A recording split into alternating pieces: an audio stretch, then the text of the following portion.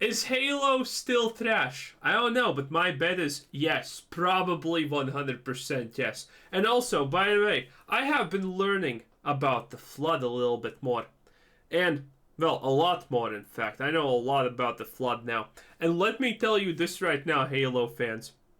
Man, is the Flood the most overrated, absolutely brain damaged superorganism, hive mind, alien civilization, or whatever you want to name it. Dude, now that I know everything about the Flood that there probably is to know, my god, it seems like the Flood was the fever dream of a mentally deficient 5-year-old who larped as a football most of his life and got kicked around in the head a little bit more just to make him even more dumb. Wow, is the Flood just brain... Dude, the Flood is a fever dream of brain damage. Holy hell. All right, so I know we're in the middle of farming right now, and yes, we're gonna jump on this in just a moment, but I want us to cover a few things in regards. But I'm not gonna go on a tangent how stupid the Flood is. Okay, got me. Maybe just a little bit. One of the most fascinating and stupid things about the Flood is, in the later stages when it becomes like the super smart autistic organism, right? One of the things it does on its planets or territories that it conquers, it creates this guardian type of thing, okay? And that thing roams the lands and, essentially just tries to kill everything that it is. I mean, if you want to know how stupid the Flood is made, that's it right there. Just that alone completely perfectly encompasses how inefficient, redundant, stupid, non-creative the Flood is, okay? If you're a superorganism that literally has spread itself throughout the land, you don't just randomly make some kind of organism that patrols the lands and maybe randomly encounters creatures. No, you have giant creatures, defenders, or whatever you want to call them, guardians, hibernated in cocoons or something like that, so they take literally no energy, ready to spring into action the moment something even remotely steps on your lands, because your whole land is covered in a fungus or some kind of net that detects organisms or things that move throughout it that are not Flood based, okay? And only then it activates the thing. Oh my god, no! But the Flood, I can't. The Flood is just a fever dream of stupidity. How can the Flood even actually pose a threat in the galaxy is beyond me. The grave mines seem like the most disgustingly stupid creatures in existence. They make no sense. Holy. Oh, kill me now. To Halo. So as you know, season 2's trailer just recently dropped. It was good.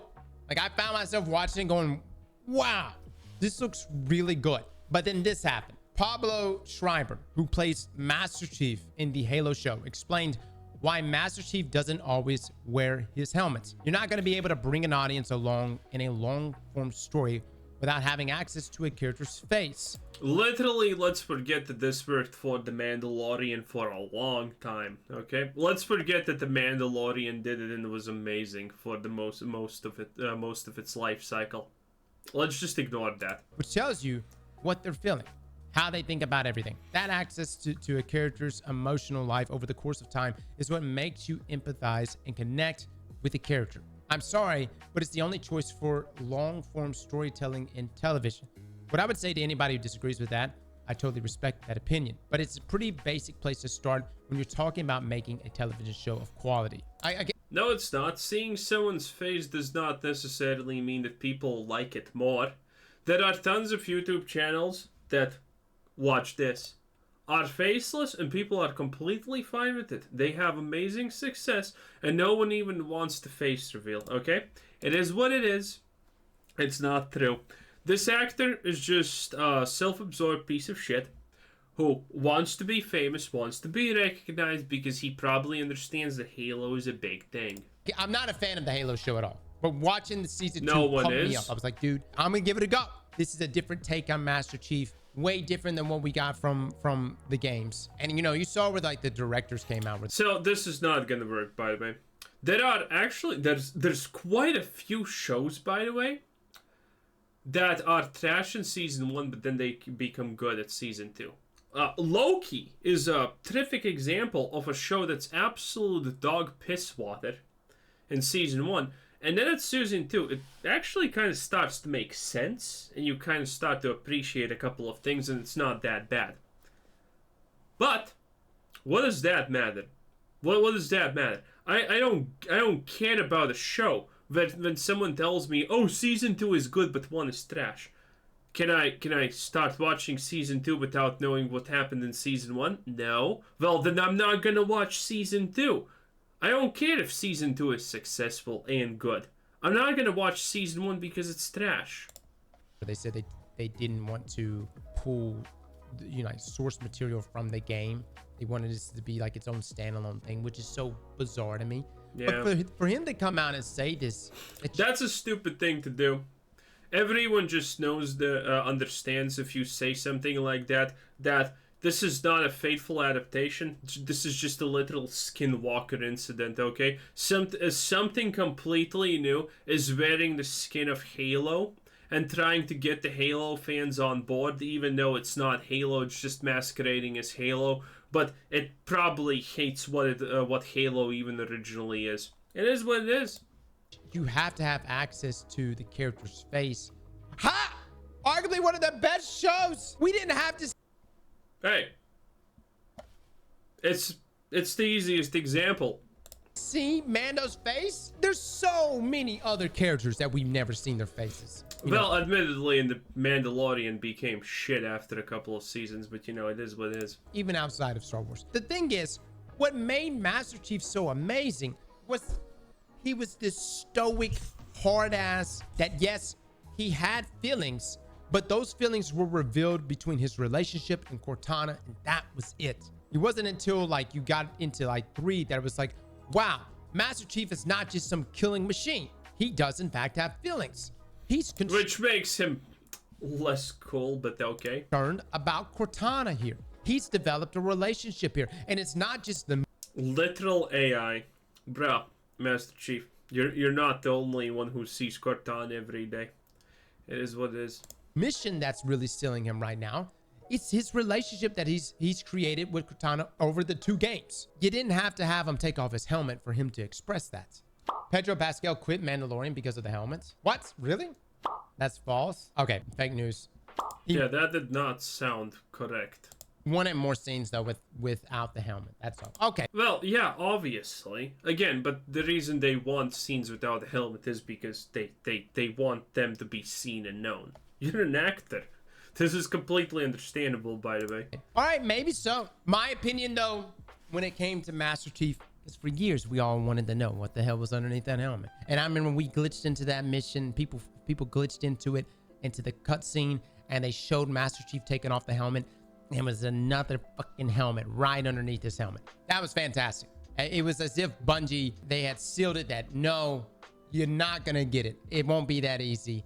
And Master Chief it's what he represents. He's a symbol, and that's that. Again, this is coming from someone that has no desire to watch the Halo show, considering the comments from the directors and others saying that they didn't want to follow the games, and that just blows my mind. But I saw the season 2 trailer. I heard them talk about Reach. I'm intrigued. Reach was my favorite one out of all the Halo games. Even bro, this is what they do for everything, by the way, like this. So, this is the playbook, by the way. Stop being gotten by this shitty playbook, okay? Season 1, absolutely atrocious. Literally, this shows absolute 100% disrespect to the source material. The stars are coming out. Oh, I am better than the original character. The original character is trash. The writers come out and say that the games that this was based upon and whatever this was based upon is stupid and their vision is better.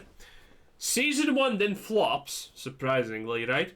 Then the Season 2 trailer is, oh, we're going back to the roots. We're going back to the roots, the original lore. And they put in some kind of thing that, you know, the players or the previous audience or the original audience really like, and they're like, ah, you see that? That's gonna happen. But it's just smoke and mirrors. They're not gonna actually change anything. It's just a desperate attempt for you to tune in. It's just false marketing, essentially. But more so than Halo 3, I was intrigued. Listening to this quote here from Pablo, really, it bums me out, man. It bums me out. It is the state of things. I hope the show does do well, and I hope for Halo fans it does well. But speaking of Halo more, Halo Battle Royale reportedly canceled after years of work. Mysterious project no longer set for launch. It's claimed. I didn't even know Halo was working. Halo has a Battle Royale. From Tom Phillips here, the mysterious long-rumored Halo Battle Royale project from series co-developers Certain Affinity is no longer in development, a report suggests. Speaking on Xbox Era podcast, reliable insider Shepso Nick said the game codenamed Project Tatanka had seemingly been canceled. Update to clarify, Nick and fellow host John Clark state they have both been contacted about the project being canceled, independent of YouTuber Colt Eastwood also saying he has heard the game is canceled, though the pair don't seem to know for certain. While officially unannounced by Microsoft itself, Certain Affinity had discussed the project publicly in broad terms several times and said in late 2022 that it had been in the works for more than 2 years, with nearly 100 people been working on it. That mention of the project followed an earlier promise by Certain Affinity that it was deepening its relationship with the Halo series, core developer 343 Industries, and that it had been entrusted with further evolving Halo Infinite in some new and exciting ways. The project was later discussed in a Bloomberg report on the future of 343 Industries, which stated that Tatanka had begun as a battle royale, but may evolve in different directions. Your Gamer has contacted Microsoft for comment. While we wait for announcements on the new Halo video games, Paramount last week released its first trailer for the Halo TV series second season, which debuts next month. A Halo Battle Royale was in the works. Well, here's the question. If the Battle Royale... Well, the Battle Royale genre is pretty much kind of like almost over, you could kind of say at this point. No, and don't get me wrong, Fortnite's still successful and whatnot. PUBG is even still successful and whatnot. But, I mean, yeah, it's a little bit too late for a Battle Royale, especially after all the negativity that Halo got for, well, being fucking shit. It is what it is. Yeah, it was canned. Is it canned? Is this entire project canned? You had 100 people working on it, and who knows how much the team has grown since then. Or did they pivot? And it seems like everybody is trying to get in on the extraction looter genre. Maybe they saw a trend, but the Battle Royale was coming out too late. And yeah, they definitely saw a trend with the extraction looter shooter, bruh. After the day before got all that money, they definitely saw a trend. And you know, you've already got big behemoths that are already entrenched into those game modes. Do you think that maybe they're pivoting here? It's not worth it to try to beat Fortnite at the moment? Yeah, dude, Battle Royales. This is tough, dude. It's tough. Fortnite is such a monster to... Well, it is worth it to beat Fortnite, obviously, right? If you beat Fortnite, congratulations, you're the new Fortnite. You're making a lot of money. It's always worth to beat Fortnite, but the question you have to ask yourself is not, is it actually worth to beat Fortnite? Because the answer will always be yes. Is it worth to beat the biggest player in any market? Yes, always. That's good. That's really good. But the question that you should ask is, can you? And should you actually attempt?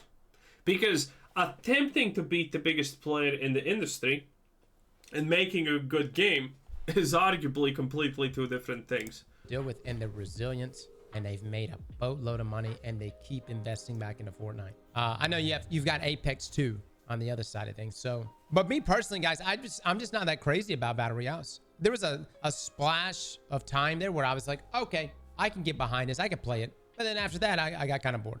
There's a reason why I love finals. It's because it's the first time in forever that we got like a good arena shooter. And then that one having destructible environments is really nice. Halo trying to make a Battle Royale definitely seems like they saw a trend. They try to capitalize on it. It's coming out too late. I would bet that they're pivoting and probably pivoting to an extraction looter, but we'll see what ends up happening. If they do end up pivoting in that area, it is putting them in an area that I think is about to be full of competitors. You know, you not only... The day before. You will always have to compete with the memory of the day before and its greatness. They got Tarkov there. You've got Marathon that's coming out next year. You've got Arc Raiders from Embark Studios who just put out the finals. And if they had... I don't know. know if Marathon's gonna be good. I'm not gonna lie. I'm kind of not sure that the people behind Destiny are gonna make anything good. All of their decision making has been kind of crap. Have that same destructible environment. They're doing that with Arc Raiders with an extraction looter. Probably gonna be pretty good. And you know, whatever this Halo game is pivoting to. You can't fairly use Tarkov as a comparison. It's too hardcore and only bound to one platform. Yeah, and that's what's so amazing about Tarkov is how many players play it, yet look at who they're catering to and their accessibility. I don't know, man. I would get down with it, you know. Maybe not an extract. I'm gonna be honest, guys. If 343 came out and said, "Hey, we're making a Halo looter shooter," I know it's kind of strange because you only have so many weapons, but if they could keep Hey, a Halo looter shooter actually sounds kind of cool, not gonna lie. I would be up for that. That sounds good. That sounds interesting. You have a lot of because you kind of have a lot of potential arenas to fight in. You have a lot of creatures to kill. You know, there's a lot of potential in that. And the weapons, like anyone cares about the Halo lore. The Halo lore is absolute dog shit. Bro, again, the more I learn about Halo lore, the worse it gets. Like, damn, there are some things that are just absolutely atrocious and made stupid. But man, it almost the amount of stupid crap Halo has in it that doesn't make a single shred of sense is just off the charts, baby. It just completely is absolutely off the charts. keep up with that demand in that universe, I'd get down with it. Absolutely. I guess that's just, you know, Halo's biggest thing is the fact that the Flood has the what was it called, the thing that the thing that turns computers into flood also, or fell on the side of the Flood. You know, that thing. Logic Plague. There we go. That's actually a pretty cool name. The Logic Plague. Halo pretty much just has the Logic Plague. And, well, the fact that there's, like, the way that the Forerunners did things, and, you know, it just has a lot, it has pretty good things that should not make sense, but there's a lot of things in universes like that don't have to make sense, but they work because they're not meant to make sense in the first place. Halo does that good, you know, with the Logic Plague and the way that the first ones, or whatever their name was, actually bend space-time or something like that. I completely forgot how to explain it, but you probably know what I'm talking about. Yeah, those things are kind of cool. They do that good because it is this great unknown in how they do it, and it's akin to magic because it's supposed to be akin to magic than actual technology, or it makes sense. That Halo does that good. So there is a lot that they can do, and again, you can add new weapons easily because the lore doesn't make sense and no one cares. The lore of Halo is pretty much Master Chief and Cortana's ass. There you go. That's it. No other lore makes sense. could just be me. I'm not saying that it's gonna happen. Obviously, it is a far-fetched dream there. But isn't that just Destiny? Yeah, you see where I'm getting with this? You see where I'm going with this? What else can they do at this point, though, guys? They've already brought Master Chief back once, right? They've elaborated on the story. They fucked up Cortana. You know, it's either that or just let it die. Because you're not going to get Halo 1 through 3 back again. You're not going to get that. It's just not going to happen. It's just not going to have that same effect. What if I could be a grunt and spec out my build as a little grunt in the Halo universe? You know, you could join the Covenant. You could full-fledged join the Covenant. And I could run around with my grunt and have me a dope-ass build fucking up Spartans. I'd do it in a heartbeat. Again, that's a hell of an undertaking. Open world Halo. A Halo MMO. Regardless, though, I didn't even know this was even being worked on, so it's not like a huge letdown for me, but I just wanted to just share this information with y'all. New season is coming out next month. Wow. I may watch it. You know, they mentioned Reach, and it's intriguing. Reach was one of my favorites, if not my favorite. You know, yeah, this is how they get you with the member berries. It's not gonna be good, bro. Stop, don't. You're just putting yourself up to fail. Anyway, that was our boy Utz the Cross. It is what it is. Halo. Bruh, no, I just can't help. The Flood is the dumbest thing I have ever heard about. Amazing. Anyway, this was Quizzer Sid saying, thanks for watching. Subscribe if you haven't already. No, seriously, you have this microscopic thing that if anything organic touches it, it turns into Flood and you just insta default win. But the Flood's too stupid just to send a small spore pod of that to a world and then just insta win. Kill me now. Anyway, this was Quizzer Said. Thanks for watching, subscribe if you haven't already, and have a nice day. Bye bye.